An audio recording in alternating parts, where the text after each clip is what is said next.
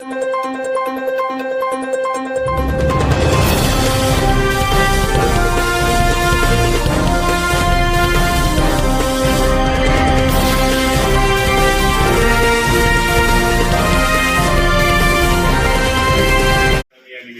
करतो की साधारणतः हवामान विभागाच्या अंदाजानुसार साधारणतः 12 जून ते 15 जून पर्यंत अजून पाऊस थोडा कमी दिसतोय आणि कामही पाऊस पडण्याची शक्यता असल्यामुळं शेतकरी बांधवांना एक विनंती, कालच मुख्यमंत्री साहेबांनी सांगितले की पेरणी जास्त घाई करू नये आणि 15 जून नंतर पावसाचा अंदाज घेऊन खरं तर शेतकऱ्यांनी पेरणी करावी. आणि काही ठिकाणी आपल्याला पाहतोय की मराठवाडा, खानदेश, विदर्भ आणि मध्य महाराष्ट्रातील काही भागामध्ये पाऊस हा काही ठिकाणीच असा सर्वत्र पडणार नाही. काही ठिकाणी पाऊस पडेल परंतु सर्वत्र नाही. त्यामुळं साधारण 12 ते 15 जून पर्यंत शेतकऱ्यांनी पावसाचा अंदाज घेऊन पेरणी करावी आणि साधारणतः 15 जूनच्या पुढं थोडा वातावरण पावसाचं अनुकूल दिसतंय. तरी सगळ्यांनी अंदाज घेऊन पेरणी करावी माझी शेतकऱ्यांना सगळ्यांना विनंती. गेल्या काही महिन्यांपासून मावा बघितला आपण पावसाचं जे हवामान बदल आहे याचा थेट फटका शेतकऱ्यांना बसताना दिसतो आणि कधी कधी अवकाळी पाऊस या पूर्व मोसमी पावसामध्ये कमी वेळेत अधिक पावसामुळे सुद्धा नुकसान होतं. याच्यासाठी काय उपाययोजना सरकार म्हणून आपण करतो? तर आपल्या सगळ्यांना माहिती आहे की मे महिन्यामध्ये आणि आता जून, आज 8 तारीख आहे, जून महिन्यात मे आणि जून मध्ये आता ह्या आठवड्यामध्ये काही ठिकाणी वादळी वाऱ्यासकट पाऊस झाला, काही ठिकाणी गारपीट झाली आणि त्यामुळं शेतीचं खूप मोठं नुकसान हे काही जिल्ह्यामध्ये राज्यामध्ये झालं. त्यामध्ये जळगाव, अमरावती, बुलढाणा, सोलापूर व अकोला जिल्ह्यामध्ये सर्वात जास्त नुकसान हे शेतीच्या पिकांचं झालेलं आहे. जळगावमध्ये केळीच्या पिकाचं खूप मोठ्या प्रमाणामध्ये नुकसान झालेलं आहे. गहू, मका, हरभरा, आंबा, ज्वारी, टरबूज, भाजीपाला, कलिंगड, डाळिंब, कांदा, संत्रा या पिकांचं खूप मोठ्या प्रमाणामध्ये नुकसान झालेलं आहे. साधारणतः राज्याचा जर विचार केला तर त्याचा फटका 24 जिल्ह्याला त्याचा फटका बसलेला आहे. आणि प्राथमिक अंदाजानुसार जर साधारणतः हेक्टरमध्ये म्हणलं तर 56 लाख हेक्टर आणि एकरामध्ये म्हणलं तर जवळजवळ 1,40,000 एकराचं राज्यामध्ये माझ्या शेतकऱ्यांचं नुकसान झालेलं आहे. आणि ह्या नुकसान झालेल्या बाबतीमध्ये राज्याचे मुख्यमंत्री, दोन्ही मुख्यमंत्री यांनी आम्ही सर्वांनी सूचना दिलेल्या आहेत. कलेक्टरला सूचना दिलेल्या आहेत, कृषी अधिकाऱ्यांना सूचना दिलेल्या आहेत. ज्या ज्या शेतकऱ्यांचं या वादळी वाऱ्यामुळं, गारपिटीमुळं नुकसान झालेलं आहे किंवा काही ठिकाणी घरं उडालेले, पत्तर उडालेले, जे वादळी वाऱ्यामुळे जे नुकसान झाले त्या सर्व नुकसान भरपाईचे पंचनामे ताबडतोब करावेत आणि तो अहवाल आम्हाला लवकर द्यावा की जेणेकरून त्या निश्चित प्रकारे निसर्गाच्या लहरीपणामुळे अडचणीच्या शेतकऱ्याला लवकरात लवकर मदत करता येईल. मामा, एकीकडे शेतकरी पावसाला मुक्तोय, म्हणजे पावसामुळे मोठं संकट आहे शेतकऱ्यांवर. दुसरीकडे युरिया खताचं देखील संकट राज्यभरात आहे. काय युरिया खताचं स्टेटस आहे? अनेक ठिकाणी लांबच लांब रांगा लागल्यात, शेतकऱ्यांना युरिया खत मिळत नाही. विदर्भात एका आधार कार्डवर 5च युरिया खताची पोती दिली जात आहेत, अशी काही माहिती आहे का? आणि युरिया खताचं काय स्टेटस आहे? अकोल्यात देखील याच विषयावरून राडा झाल्याचं पाहायला मिळालं. पोलीस देखील तिथे दाखल झाले होते. या बाबतीमध्ये आपल्याला माहिती आहे की केंद्राने जे आपलं आवंटन मंजूर केलेलं आहे त्याच्याप्रमाणे पहिल्यांदा आपल्याकडे स्टॉक आहे. अजूनही आपल्याकडे अजूनही तसं की नाही, परंतु निश्चित प्रकारे ह्या वर्षी आपल्या सर्वांना माहिती आहे की जे युद्ध चालू आहे, युद्धजन्य परिस्थिती, त्यामुळं निश्चित प्रकारे थोडं संकट आहे. परंतु आम्ही स्वतः राज्याचे मुख्यमंत्री, मी स्वतः कृषी मंत्री म्हणून राज्याचे, देशाचे कृषी मंत्री शिवराज सिंग चौहान यांच्याशी आम्ही बोलतोय, नड्डा साहेबांशी आम्ही बोलतोय की जेणेकरून जे आपल्याला जो कोटा मंजूर दिलेला आहे, आपण म्हणतो आवंटन दिलेलं आहे, तो कोटा आपल्या राज्यामध्ये जास्तीत जास्त ज्या प्रमाणे मिळावा. जरी अडचण असली तर निश्चित प्रकारे या बाबतीमध्ये शेतकऱ्यांना मदत कसं करणं गरजेचं आहे या बाबतीमध्ये करण्याचा प्रयत्न आम्ही निश्चित प्रकारे करतोय. आणि आपण ज्या भागातला आता उल्लेख केला त्या बाबतीमध्ये निश्चित प्रकारे या बाबतीमध्ये शेतकऱ्याला अडचण येणार नाही याची आम्ही खबरदारी निश्चित प्रकारे घेऊ. स्टॉक आहे म्हणतो, नेमका किती स्टॉक आहे युरियाचा आपल्याकडे आता? मी आता आकडेवारी तुम्हाला 5 मिनिटात देतो. तुम्हाला आकडेवारी वगैरे सगळे आपल्याकडे आहे. आपल्याकडे आवंटन पण आपल्याला केले. पण हे खरं की युद्धाच्या परिस्थितीमुळे थोडं त्याला रॉ मटेरियलच्या बाबतीमध्ये थोड्या कंपन्यांना अडचणी आहेत. तर शेवटी अडचणीतनं निश्चित प्रकारे आपण हे करतो. एक तर आपल्याला माहिती आहे की पेरणी उशिरा होणार आहे, शेतकरी थोडी घाई करतायत. उद्या त्यांचं म्हणणं आहे की उद्या जसं पेट्रोल डिझेलला झालं की पेट्रोल डिझेलचं शॉर्टेज, जसं की उद्या युरिया खत मिळणार नाही, त्यामुळे ते हे करतायत. परंतु निश्चित प्रकारे शेतकऱ्यांची काही चूक नाहीये या बाबतीमध्ये. निश्चित प्रकारे आम्ही केंद्राशी बोलतोय आणि जेणेकरून राज्यामध्ये खताच्या बाबतीमध्ये शेतकऱ्यांना अडचणी येऊ नये ही आमची भूमिका राहणार आहे. कांदूरमध्ये शेतकऱ्यांची देखील अडचण. नाफेडचं जे केंद्र आहे तिथं 15 ते 18 केंद्र आहेत, ती सगळी बंद आहेत. कांदा खरेदी केला जात नाही किंवा जो भाव दिला जातो त्यापेक्षा बाहेर व्यापारी भाव जास्त देत आहेत. त्याचं देखील अपडेट कृषी मंत्री म्हणून तुम्ही घेतलंय का? आणि नाफेडचा हा विषय प्रधानमंत्र्यांकडे जरी असला तरी शेवटी कृषी मंत्री म्हणून शेतकऱ्याचा प्रतिनिधी जबाबदारी आमची पण आहे. आणि स्वतः जयकुमार रावल आमचे प्रधानमंत्री या बाबतीमध्ये तेही केंद्राशी बोलतायत, नाफेड किंवा दुसरं ते त्यांच्याशी बोलतायत. वाटतं आजपासून त्यात थोडं त्यांना सुधारणा करण्याचा प्रयत्न राहुल साहेबांचा आपण वाचला असेल. निश्चित प्रकारे कांदा उत्पादक शेतकऱ्याचा आपण जे म्हणता की निश्चित या बाबतीमध्ये नाफेडच्या बाबतीमध्ये केंद्र सुरू झाली पाहिजे आणि शेतकऱ्यांना पुढील सांगायला पाहिजे. पुन्हा एकदा मी आजही परत राहुल साहेबांच्या बाबतीमध्ये बोललो. कर्जमाफीचा स्टेटस कुठपर्यंत आहे? कारण आता जवळपास जूनचा देखील आता महिना सुरू झालाय. आपण काय या सगळ्या संदर्भात प्रोसेस मध्ये आहोत?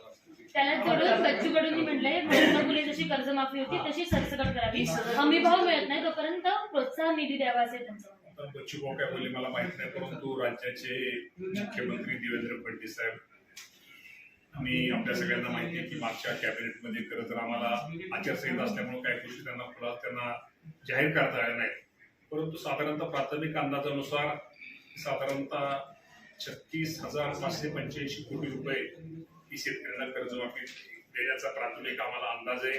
आणि साधारणतः 56 लाख शेतकऱ्यांना त्याचा लाभ हा मिळणार आहे. आणि या बाबतीमध्ये आपण जे म्हणला काय अडचणी शेतकऱ्यांचं काय त्यामध्ये त्या निकषात काही शेतकरी बसत नाहीत, या बाबतीमध्ये आम्ही निश्चित प्रकारे मंत्रिमंडळामध्ये चर्चा करून या बाबतीमध्ये मुख्यमंत्री महोदयांच्या काही गोष्टी लक्षात आणून या बाबतीमध्ये काय बदल करणं गरजेचं आहे की जेणेकरून शेतकऱ्यांना त्रास होणार नाही किंवा शेतकऱ्यांना त्याचा लाभ मिळेल. या बाबतीमध्ये निश्चित प्रकारे साधारणतः 56 लाख शेतकऱ्यांचा प्राथमिक अंदाज सांगतोय का?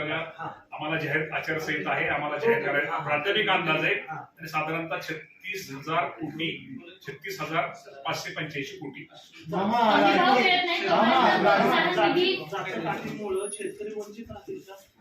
म्हणून तुम्हाला म्हटलं की आता काय म्हणजे आता सुरू केलं आपण 30 जून पूर्वी आपण सगळ्याला देतोय.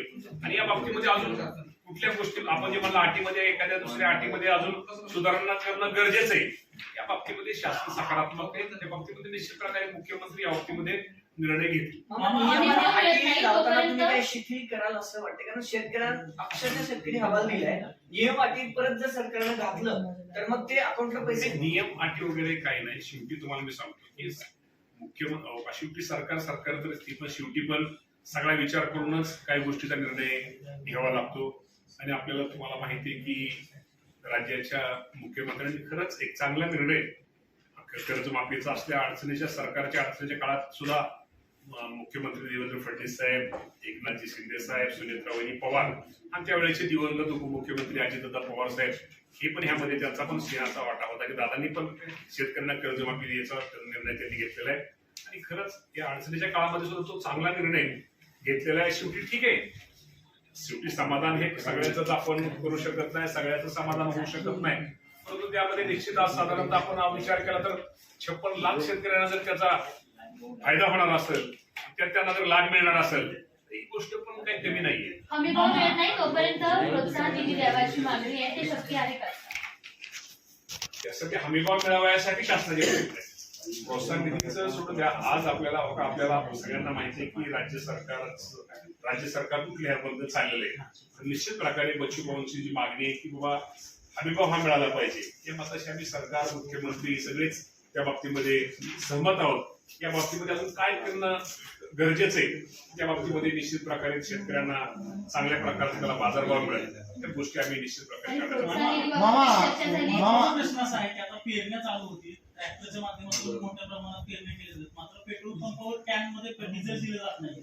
तर तर मग पण शेतकऱ्यांचं आपल्या जिल्ह्यामध्ये कुठे डिझेल पेट्रोल नाही, डिझेल आपल्या तुम्हाला जिल्ह्यात नाही, महाराष्ट्राचं महाराष्ट्रामध्ये ऐका ना, मी तुम्हाला मगाशी सांगितलं ना की आता खताच्या बाबतीत सुद्धा काय होतं की परत खत मिळणार नाही म्हणून काय शेतकरी किंवा पेट्रोल पंपच्या बाबतीमध्ये हेच होतं की पेट्रोल डिझेल मिळणार नाही. पण लोकांनी खरं तर स्टॉक किंवा बाकी गर्दी जास्त केली. मी आजही तुम्हाला सांगतो पेट्रोल डिझेलचा साठा मुख्यमंत्र्यांनी जाहीर केले, पेट्रोल मंत्र्यांनी जाहीर केले, आपल्या राज्यामध्ये व्यवस्थित आहे. त्यामुळे खरंच शेतकऱ्यांनी घाई करू नये, विनाकारण पंपाला लाईन लावण्याची त्यांनी गरज नाही. नाही, प्रश्न वेगळा आहे मामा. प्रश्न वेगळा आहे की कॅन मध्ये जे डिझेल आपण ट्रॅक्टरला देत होतो ते बंद केलेलं आहे. कॅनमध्ये डिझेल ट्रॅक्टरला कॅन का आलं तर हे स्टॉक साठी कॅन आलं. नाही, त्यामुळे विनाकारण ऐका ना, विनाकारण त्यांनी स्टॉक करू नये. मामा लाडकी बहिणीच्या संदर्भात प्रश्न आहे. 14,000 पुरुष लाडका बहिणी योजनेमध्ये समाविष्ट झाले, त्यांनी लाभ घेतला, त्यांच्यावर काही कारवाई होणार आहे का नाही मामा? ते कोण आहेत नेमके 14,000 पुरुष आहेत? आता जे कोण असतील नक्की त्याच्या पुरुषांच्या महिलांच्या बाबतीमध्ये ठीक आहे, ते आपण नंतर तेही करतो. या बाबतीमध्ये निश्चित प्रकारे कुठेतरी राज्य सरकार या बाबतीमध्ये राज्याचे मुख्यमंत्री त्यांच्या बाबतीमध्ये नक्की वेगळा विचार करते. राजकीय प्रश्न आहे मामा. राजेंद्र शिंदे यांना राज्यसभा दिल्यानंतर भुजबळांनी नाराजी व्यक्त केली आहे. भुजबळ म्हणतात की मी ज्येष्ठ आहे, मला न्याय पाहिजे. अचानक नाव कसं काय आलंय? आता माध्यमांशी बोलताना त्यांनी नाराजी व्यक्त केली. सुनील तटकरेंना जो न्याय दिला होता तोही मला लागू झाला असता असं त्यांनी हरकत व्यक्त केली. या बाबतीमध्ये आमच्या प्रमुख सुनेत्रा वहिनी पवार आहेत आणि आमचे सगळे वरिष्ठ आहेत. त्या बाबतीमध्ये त्यांनी जो निर्णय घेतला तो घेतला असेल, तो योग्यच घेतला असेल. भुजबळ साहेब काय म्हणले, भुजबळ साहेब पण आमचे इथं ज्येष्ठच आहेत, ते मोठे नेते आहेत.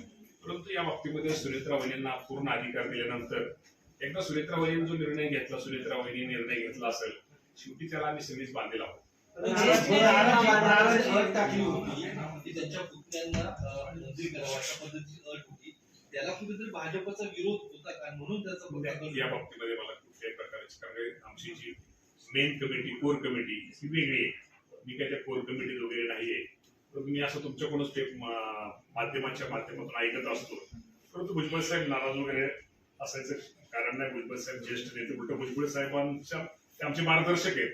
भुजबळ साहेब वगैरे नाराज वगैरे हे असं मला चुकीचं म्हणणं चुकीचं वाटतं. ते नाराज होणार नाहीत. भुजबळ साहेब लढवया नेते, ते पक्षासाठी काम करतात.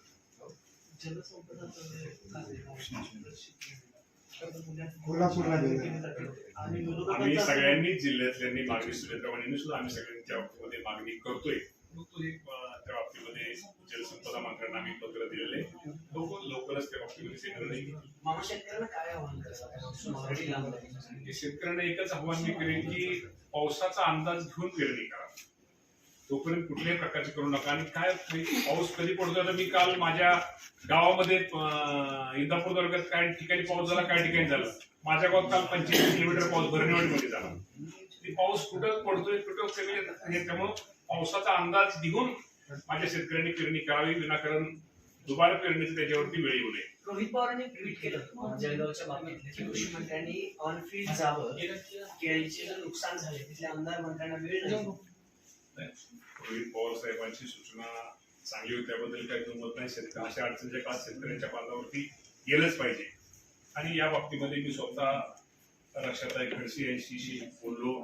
आता सुद्धा ह्या 3 दिवस त्या फील्डवर आहेत. मला वाटतं त्यामध्ये जळगाव जिल्ह्यामध्ये जे नुकसान झाले, मुक्ताईनगर, रावेर, यावला, यावल, चोपडा हे 4 तालुक्यामध्ये झाले. स्वतः रक्षाताई त्या तालुक्यातले आमदार हे फील्डवर ते करतायत.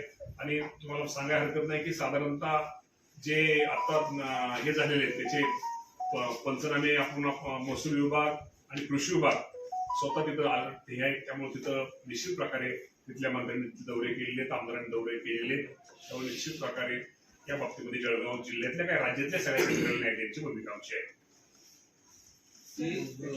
बारामतीचे जे नगरसेवक आहेत किशोर माथा, त्यांचे ऑडिओ क्लिप व्हायरल होते.